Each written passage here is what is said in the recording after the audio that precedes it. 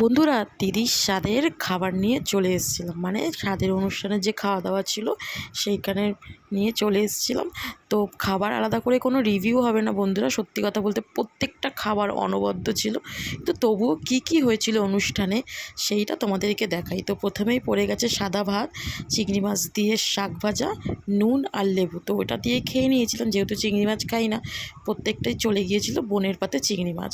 তো তারপরে ঝুড়ো ঝুড়ো আলু ভাজা বাদাম দিয়ে, আর তারপরে মাছের মাথা দিয়ে মুগের ডাল, তারপরে পড়ে গেছে চিংড়ি মাছ দিয়ে পটল আলু, বেশ দারুণ হয়েছিল। আর তারপরে বেশ বড় সাইজের একটা ইলিশ মাছ, আর তারপরে কাতলা মাছ। আমি কিন্তু আরেকটা ইলিশ মাছ নিয়েছিলাম বন্ধুরা, দারুণ হয়েছিল খেতে। আর সবশেষে এই চাটনি পাঁপড়টা কিন্তু আমার বেশ পছন্দের। তো চাটনি পাঁপড় খেয়ে বেশ অনেকগুলো মিষ্টি খেয়ে নিয়েছিলাম। কে টিচি? কই টিচি কই? এই তো এইটা টিচি, তুমি চিনেছো আমাকে? ওরে বাবা! শুনলে বন্ধুরা, ঠিক সেটাই। খাওয়া দাওয়া ছেড়ে দিয়া রানীর সাথে আমি একটু খুনসুটি করতে বসে পড়েছিলাম। আর দিদির স্বাদের অনুষ্ঠানের কোন খাবারটা তোমাদের সবচেয়ে বেশি পছন্দের সেটা কিন্তু কমেন্টে করতে ভুলো না। Thank you.